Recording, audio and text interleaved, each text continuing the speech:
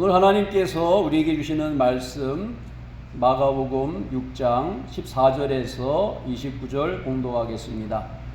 이에 예수의 이름이 드러난지라 헤롯 왕이 듣고 이르되 이는 세례 요한이 죽은 자 가운데에서 살아났도다. 그러므로 이런 능력이 그 속에서 일어나느니라 하고, 어떤 이는 그가 엘리야라 하고 또 어떤 이는 그가 선지자니 옛 선지자 중의 하나와 같다 하되, 헤롯은 듣고 이르되 내가 목 벤 요한 그가 살아났다 하더라. 전에 헤롯이 자기가 동생 빌립의 아내 헤로디아에게 장가든 고로 이 여자를 위하여 사람을 보내어 요한을 잡아 오게 가두었으니, 이는 요한이 헤롯에게 말하되 동생의 아내를 취하는 것이 옳지 않다 하였음이라. 헤로디아가 요한을 원수로 여겨 죽이고자 하였으되 하지 못한 것은 헤롯이 요한을 의롭고 거룩한 사람으로 알고 두려워하여 보호하며 또 그의 말을 들을 때에 크게 번민을 하면서도 달갑게 들음이러라. 마침 기회가 좋은 날이 왔으니 곧 헤롯이 자기 생일에 대신들과 천부장들과 갈릴리의 귀인들로 더불어 잔치할세, 헤로디아의 딸이 친히 들어와 춤을 추어 헤롯과 그와 함께 앉은 자들을 기쁘게 한지라.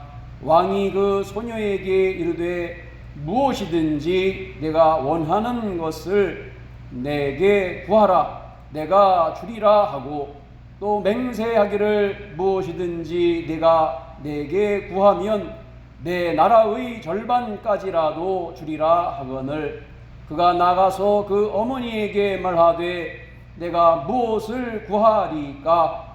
그 어머니가 이르되 세례 요한의 머리를 구하라 하니, 그가 곧 왕에게 급히 들어가 구하여 이르되 세례 요한의 머리를 소반에 얹어 곧 내게 주기를 원하옵나이다 하니, 왕이 심히 근심하나 자기가 맹세한 것과 그 앉은 자들로 인하여 그를 거절할 수 없는지라. 왕이 곧 시병 하나를 보내어 요한의 머리를 가져오라 명하니, 그 사람이 나가 옥에서 요한의 목을 베어 그 머리를 소반에 얹어다가 소녀에게 주니, 소녀가 이것을 그 어머니에게 주니라. 요한의 제자들이 듣고 와서 시체를 가져다가 장사하니라. 아멘. 사명으로 살아요 라는 제목으로 은혜를 나누고자 합니다.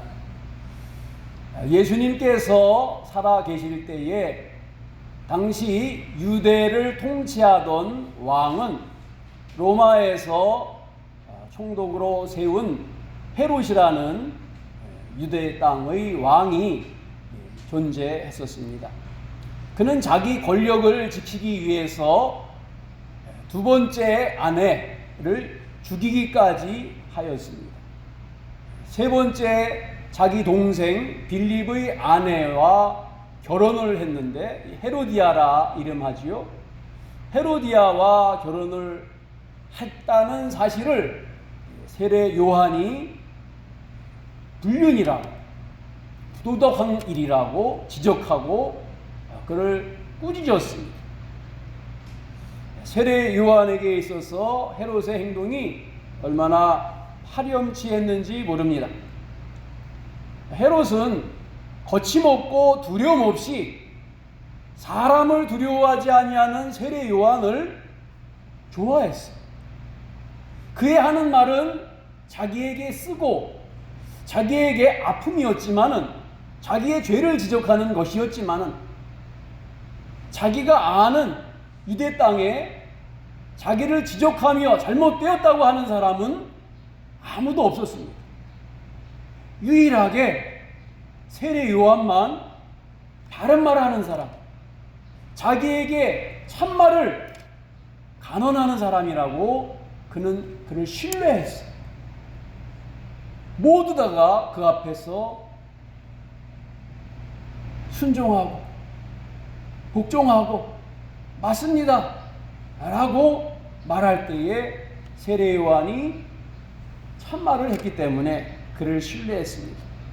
그런데 그가 아픈 말을 하는데에도 듣기 싫어하지는 않았어요. 20절 말씀에 보면은 헤롯이 요한을 의롭고 거룩한 사람으로 알고 두려워하여 보호하며 또 그의 말을 들을 때에 크게 번민을 하면서도 달갑게 들음이러라 그랬어요. 번민을 했다 하는 거예요.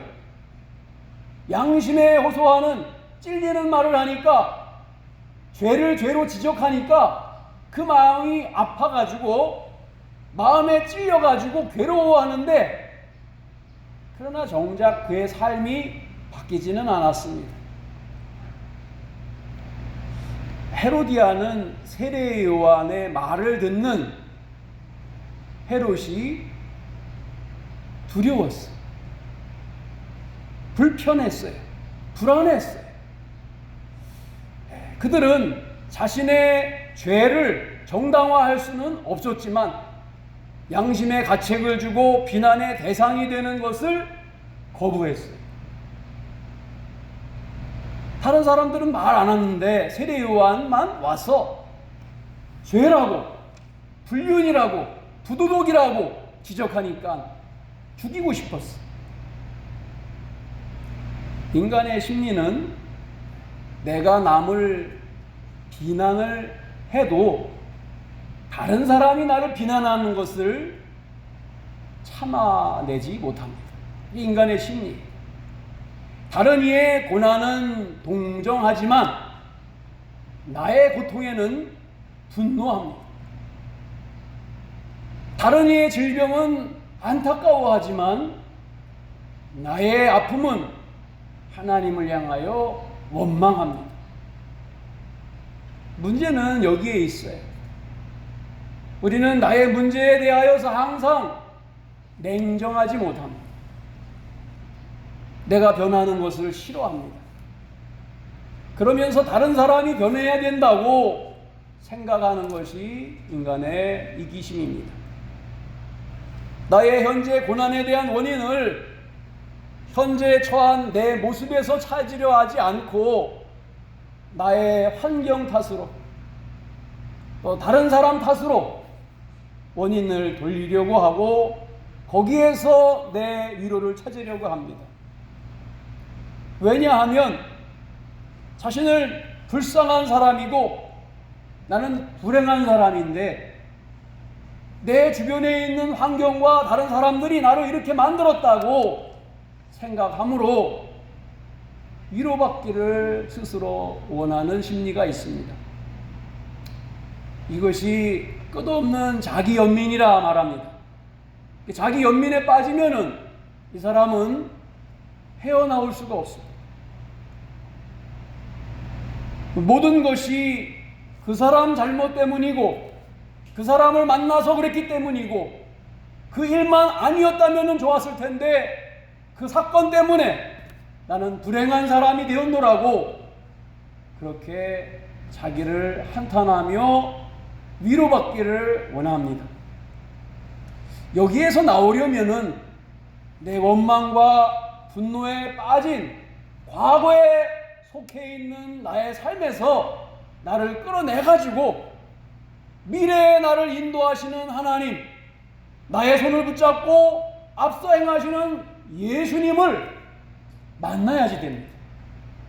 그분과 연결돼야지만 자기 연민과 자기 동정과 자기 눈물에서 벗어날 수가 있는 힘이 공급됩니다. 세례 요한의 인생을 보면은 오늘 본문을 보면 때에 좀 불쌍한 마음이 들어요. 인간적인 마음에. 세례 요한의 죽음이 오늘 본문에 그려져 있는데 세례 요한은 지금 옥에 갇혀 있습니다. 헤롯의 여름 별장에 옥이 있는데, 감옥이 있는데 거기에 갇혀 있어요. 그리고 그 높은 별장 위에 유대의 높은 관리들, 천부장들, 갈릴리의 부자들을 자기의 생일 잔치 자리에 초대해가지고 지금 잔치를 하고 있는 중이었습니다. 왜 요한을 감옥에 가뒀느냐 하면은 헤로디아가 자신들의 관계를 죄라고 지적하니까 죽이려고 그랬어요. 그래서 죽이지 못하게 자기의 감옥에 가둬두었던 거예요.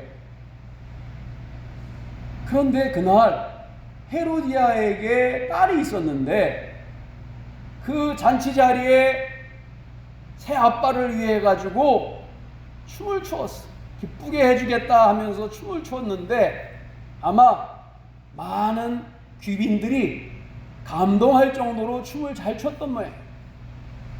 반응이 좋으니까 헤롯이 말하기를, 얘야, 내 나라의 땅 절반이라도 내가 달라 그러면 주겠다. 내 소원이 뭐냐? 라고 말을 내뱉었어요. 이 아이 헤로디아의 딸은 엄마를 닮아서 영악했습니다. 엄마에 가가지고 물어보니까, 그래, 그 우리의 원수 같은 세례 요한의 목을 달라 그래라. 헤로디아는 왜 이 기쁜 날 세례 요한의 목을 구했을까요? 헤롯이 양심의 가책이 되는 세례 요한의 바른 말, 하나님의 말씀에 근거한 말을 지적하고 죄라고 꾸짖을 때마다 헤롯이 그 말을 듣고 마음의 찔림을 얻으면서 괴로워하는 것을 봤어요. 흔들렸어요. 헤로디아가 뭐가 두려웠느냐? 혹시나 세례 요한의 말을 듣고 헤롯이 자기와의 관계를 정리할까봐, 회개하고 돌아설까봐 두려웠던 거예요. 그래서 세례 요한의 목을 구합니다. 26절에 보면은 이렇게 기록되어 있습니다. 왕이 심히 근심하나 자기가 맹세한 것과 그 앉은 자들로 인하여 그를 거절할 수 없는지라. 왕이 곧 시위병 하나를 보내어 요한의 머리를 가져오라 명하니 그 사람이 나가 옥에서 요한의 목을 베어 그 머리를 소반에 얹어다가 소녀에게 주니 소녀가 이것을 그 어머니에게 주니라. 이게 무슨 죽음이에요? 죽을 준비도 안 돼 있는 사람을, 그런 어린 여자아이의 춤 한 번 잘 췄다고 그 목을 내놔야 되는 세례 요한의 마지막 모습, 너무나 허무하게, 너무나 의미 없게 무가치한 죽음을 당하는 것처럼 오늘 성경 본문은 느껴집니다. 그러나 세례 요한은 자기의 삶을 이렇게 평가하고 살기로 결정합니다. 요한복음 1장 23절에 이렇게 기록되어 있어요. 주의 길을 곧게 하라고 광야에서 외치는 자의 소리다. 나는 예수님의 길을 곧게 가게 하기 위하여 광야에서 외치는 자의 소리다. 예수님이 가시는 길 거침없이 가라고 울리다가 사라지는 소리. 왜 원님이 옛날에 행차할 때에 비켜라 비켜라 하면서 그 앞에 사람들을 정리하게 만들면서 그 길을 인도하는 그 목소리 말이잖아요. 자신은 그렇게 하고 갈 것이다.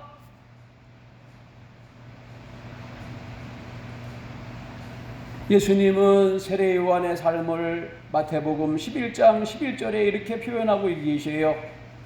내가 진실로 너희에게 말하노니 여자가 낳은 자 중에 세례 요한보다 큰 이가 일어남이 없도다. 그러나 천국에서는 극히 작은 자라도 그보다 크니라.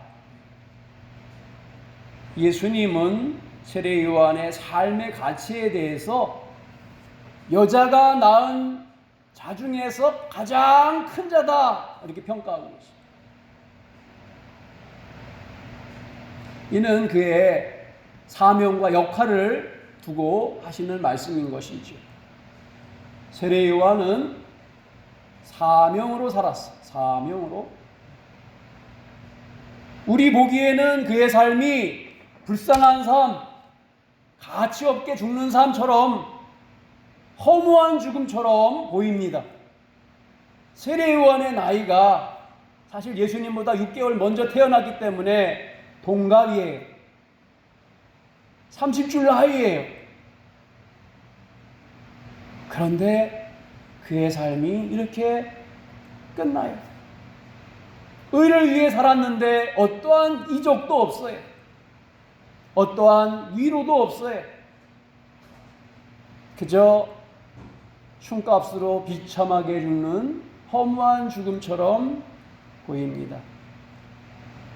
그러나 세례 요한은 자기 삶에 의미가 있었습니다. 그렇게 죽더라도 예수님의 길을 온전케 가시게 만들고 떠나는 인생이었습니다. 예수님의 공생애는 세례 요한의 죽음과 맞물려 시작이 됩니다. 세례 요한은 많은 사람들을 예수님께로 주목하게 만들고 자기는 인생의 뒤안길을 떠나는 역할을 한 사람이에요. 각자 우리에게 하나님이 이렇게 살아라 하시는 우리의 살아야 할 사명이 있습니다. 이것이 내가 찾아야 할 사명이고 내가 살아야 할 사명이에요. 이 삶의 의미를 발견하는 것이 사명입니다. 인생은 살아야 할 의미를 상실하는 그 순간부터 그 삶은 죽음의 시간만 기다리는 잉여의 인생이 됩니다. 잉여의 인생이라는 것은 삶의 가치 없이 마지못해 사는 죽지 못하는 인생을 잉여 인생이라 표현할 수가 있습니다. 계속하여서 삶의 의미가 부여되지 않으면은 잉여의 인생을 사는 인생은 살아있지만 차라리 죽은 사람보다 못하는 인생이 잉여의 인생이에요. 그렇기 때문에 우리가 사는 날 동안 내 삶의 의미를 계속해서 찾아서 부여해야지 돼요. 이것이 의미 있는 삶이에요. 세례 요한의 인생은 예수님과 연결되어 있기 때문에 의미 있는 인생이었습니다. 많은 사람들이 나이가 들고 힘이 없고 돈이 없어지면은 그리고 병들면은 자기의 인생을 잉여 인생이라고 생각해요. 아무 가치 없는 인생이다. 자, 여러분, 하나님의 관점에서 어떤 사람도 잉여 인생을 살기 위하여 태어난 사람은 아무도 없어요. 의미 없는 삶, 사명이 없는 삶, 그냥 살다가 버려져야 될 사람처럼 살아야지 되는 인생은 존재하지 않는다. 단지 자기 자신이 어떤 삶의 의미를 살아야 할지 발견하지 못할 뿐이다.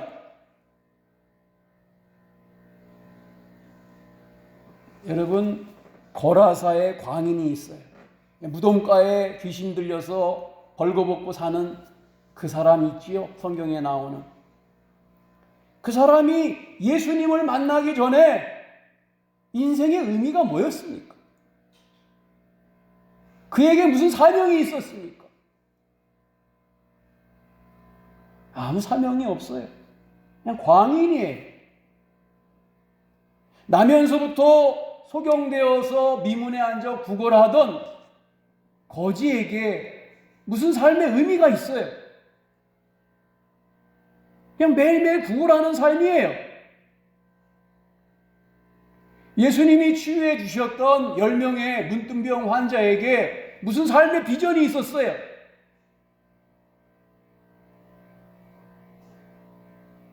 젊었다 늙었다의 문제가 아니에요. 그들 다 젊은 사람들이었어요. 꿈을 상실하고 삶의 의미를 상실하고 하나님께서 부여하신 살라하시는 삶의 날에 의미를 깨닫지 못하면은 동일한 거예요. 광인이나 문둥이나 거린이나. 사랑하는 여러분, 젊은이라고 삶의 의미를 발견하는 게 아니에요. 늙은이라고 삶의 의미가 없는 것은 아니에요. 중요한 거는 내가 그 의미를 발견하지 못한 것이에요. 찾지 못한 거예요. 아직 내게 사명이 있기 때문에 하나님이 살라 하시는데 그 사명을 자긴 찾으려고 그러지 않아요. 그러면서 내 인생은 잉여 인생이라 그래. 내 삶이 내 뜻대로 내 의도대로 성공적인 삶이 아니라서 내 삶은 산인만 못하다, 참 죽는 이만 못하다, 그렇게 말합니다.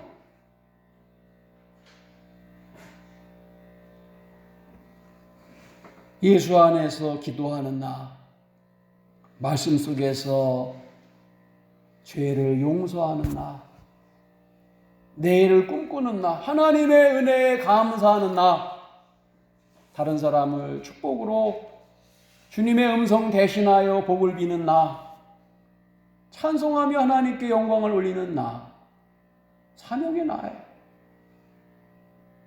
여러분의 삶이 예수님과 연결될 때에 그 의미는 살만한 가치가 있는 인생이 되는 것이고 의미 있는 인생이 되는 것이고 사명자의 인생이 되는 것이죠.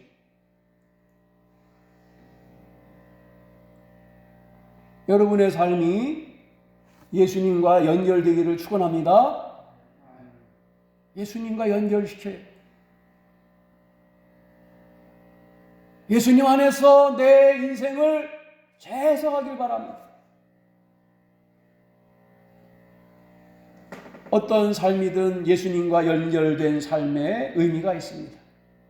아무리 세상적으로 성공해도, 아무리 명예가 있고 건강해도 그의 의미를 상실하고 잉여 인생처럼 사는 사람들이 많이 있어요. 돈이 많다고, 젊다고, 건강하다고, 많이 배웠다고, 사람들이 보기에 성공했다고? 아니에요. 자기 자신이 자신의 삶의 의미를 발견하지 못하면은 그는 얼마든지 잉여의 인생을 살 수가 있습니다. 그래서 다른 사람들이 보기에 아무리 다 불행한 죽음, 어이없는 죽음, 세례 요한과 같이 희생되어서 역사의 뒤안길로 사라지는 같은 인생일지라도 그 삶 속에서 예수와 연결되어 있는 삶의 의미, 사명을 발견할 때에 그 인생은 꼭 살아야지만 된 사명의 인생이 되는 거예요. 사명자의 인생. 여러분을 통하여서 하나님이 쓰시고 사용하시고자 원하시는 예수님과 연결되어 있는 내 삶을 찾기 바랍니다. 내 삶. 그냥 밥 먹고 살다가 정신없이 세상 가운데 시달리다가 떠나는 인생 말고 예수님과 연결되어서 하나님을 기쁘시게 할 수 있는, 내 안에 하나님의 영광을 드러낼 수 있는 사명자의 인생이 내 안에 숨겨져 있어요. 내가 발견하지 못해서 내가 한탄하는 거예요.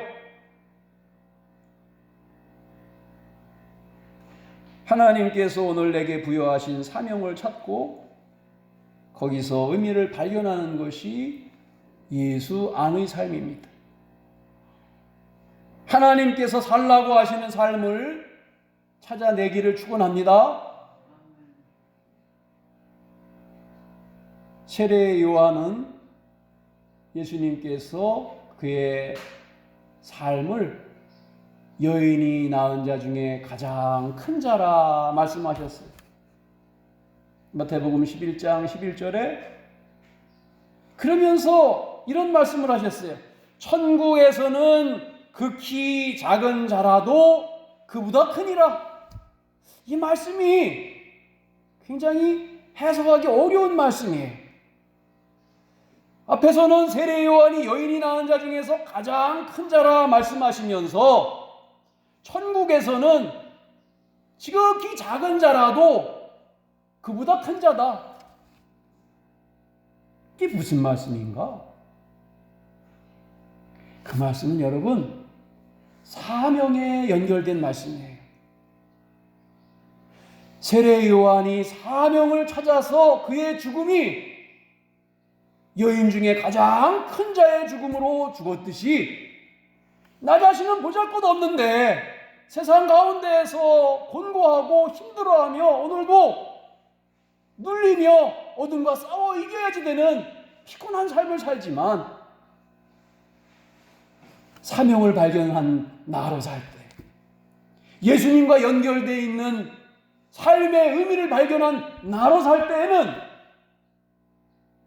사명자가 되기 때문에, 주를 위하여 사명을 이루는 삶을 살기 때문에 천국에서는 그 삶이 세례 요한보다 큰 삶이 된다. 그런 말씀입니다. 사랑하는 여러분, 여러분 안에 예수님이 원하시는 사명이 담겨져 있는 줄 믿습니다. 그냥 밥 먹고 인생 늙으면 죽는 그러한 삶 거부하기 바래요. 내 안에 담기신 예수님의 꿈이 뭘까? 내 인생 속에 담겨져 있는 인생의 예수와 연결된 의미가 뭘까? 그걸 발견하는 순간 여러분은 세례 요한과 같은 일을 할 수가 있는 큰 자가 되는 것이 사명의 인생이 되는 거예요. 그 사명을 발견하고 이게 뭔가 사명인가 이 조그만 건데, 근데 주님이 그렇게 생각하지 않으세요. 극히 작은 자라도 그보다 크니라. 그 일을 감당해내서 사명을 완수할 수 있는 사람은 그 사람밖에 없어요. 세례 요한이 할 수 있는 일이 아니에요. 그렇기 때문에 내가 주를 위하여 헌신하는 작은 일, 예수 복음 전하는 작은 일처럼 여겨지는 그 일, 사명으로 감당할 수 있기를 축원합니다. 예배에 참석하는 이 일, 하나님께 내 중심을 드리는 그 마음, 사명자로, 예배자로 세례 요한과 같이 주께 영광 올리는 사람으로 설 때에 하나님이 큰 자로 천국에서 여러분을 받아주시고, 우리는 사명자의 인생을 완수하고 나는 떠나갑니다 고백하며 이 세상을 떠나갈 줄로 믿습니다. 이와 같은 은혜가 여러분 삶 가운데 가득하기를 예수의 이름으로 축원합니다. 아멘. 기도하겠습니다. 왕이신 하나님, 세례 요한과 같이 자신의 사명을 발견하고 의미 있는 삶으로 우리의 인생 살 수 있도록 우리에게 힘을 주시옵소서. 우리는 연약하오니 주님이 붙들어 주시고 감당할 수 있는 능력을 공급해 주시고 삶의 의미를 발견하여서 내 어두운 가운데 있는 삶의 의미에서 나와 하나님과 동행하는 삶, 천국을 바라보는 삶, 영광의 주님께 영광 올리는 복된 삶을 살아내게 하여 주시고 발견해내게 하여 주시옵소서. 예수님의 존귀하신 이름으로 기도드립니다.